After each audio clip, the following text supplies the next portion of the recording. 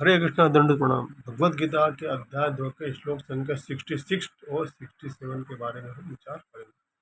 ओम अज्ञान तिमिरांधस ज्ञानांजन शलाकया चक्षुरुन्मिलितं येन तस्मै श्री गुरुवे नमो विष्णुपादा कृष्ण प्रेष्ठा भूतले श्रीमति भक्ति वेदांत स्वामी नामने नमस्ते सरस्वते देवे गौरवाणी प्रचारणे निर्विशेषा शून्यवादी पाश्चात्य देशतां। जय श्री कृष्ण चैतन्य प्रभु नित्यानंद श्री अद्वैत गदाधर श्रीवासादि गौर भक्त। हरे कृष्ण कृष्ण कृष्ण हरे हरे हरे राम राम राम। श्लोक संख्या 66 में भगवान बोलते हैं, नास्ति बुद्धिरयुक्तस्य न चायुक्तस्य भावना न चाभावहिता शांतिरशांतस्य उता सुखम। जो कृष्ण कॉन्शियस में परमेश्वर से संबंधित नहीं है उसकी न तो बुद्धि दिव्य होती है और न ही मन स्थिर होता, जिसके बिना शांति की कोई संभावना नहीं होती है। शांति के बिना सुख कैसे हो सकता है? कृष्ण भावना भावित हुए बिना शांति की कोई संभावना नहीं हो सकती। अतः 5वें अध्याय में इसकी एक पुष्टि की गई है कि जब मनुष्य यह समझ लेता है कि कृष्ण ही यज्ञ तथा तपस्या के उत्तम फलों के उत्तम भोक्ता है और समस्त ब्रह्मांड के स्वामी हैं, वे ही समस्त जीवों के असली मित्र हैं, तभी उसे वास्तविक शांति मिल सकती है। अतः यदि कोई कृष्णा कॉन्शियस नहीं है तो उसके मन का कोई अंतिम लक्ष्य नहीं हो सकता। मन की चंचलता का एकमात्र कारण अंतिम लक्ष्य का अभाव है। जब मनुष्य को यह पता चल जाता है कि कृष्ण ही भोक्ता स्वामी तथा सबके मित्र हैं, तो फिर स्थिर चित्त होकर शांति का अनुभव किया जा सकता है।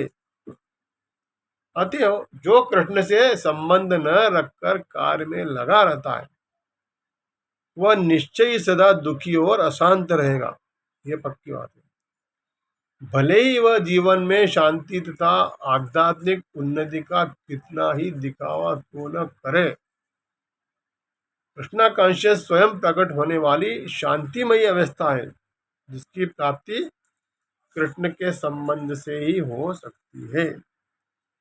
श्लोक संख्या 67 में कहा गया है, इंद्रियाणाम ही चरताम यन्मनोनुविधीयते तस्य हर्ति प्रज्ञा वायुर्नाम इमाम्बसी। यानी जिस प्रकार पानी में तैरती हुई नाव को प्रचंड वायु दूर बहा ले जाती है, उसी प्रकार विचरणशील इंद्रियों में से कोई एक जिस पर मन निरंतर लगा रहता है मनुष्य की बुद्धि को हर लेती है। मतलब यह है कि यदि समस्त इंद्रियां भगवान की सेवा में न लगी रहें और यदि इनमें से एक भी अपनी तृप्ति में लगी रहती है तो वह भक्त को दिव्य प्रगति के पथ से विफल कर सकती है।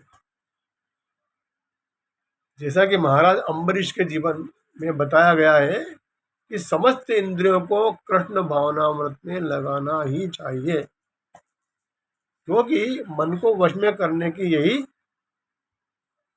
सही एवं सरल विधि है। अब श्लोक संख्या 68 में कहा गया है, तस्माद्दस्य महाबाहो निगृहीतानि सर्वशा इंद्रियाणीन्द्रियार्थेभ्यः तस्य प्रज्ञा प्रतिष्ठिता। जिस मनुष्य की इंद्रियां अपने अपने विषयों से सब प्रकार से विरत होकर उसके वश में है, उसी की बुद्धि निसंदेह स्थिर कही जा सकती।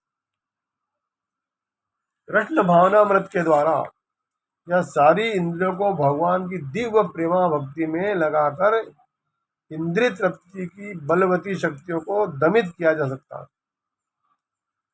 जिस प्रकार शत्रुओं का दमन श्रेष्ठ सेना द्वारा किया जाता है, उसी प्रकार इंद्रियों का दमन किसी मानवीय प्रयास के द्वारा नहीं अपितु उन्हें भगवान की दिव्य सेवा में लगाए रखकर किया जा सकता है।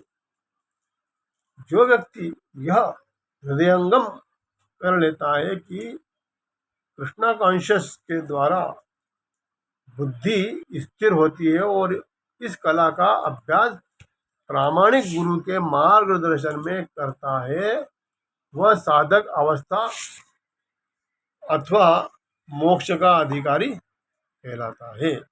हरे कृष्णा। धन्यवाद।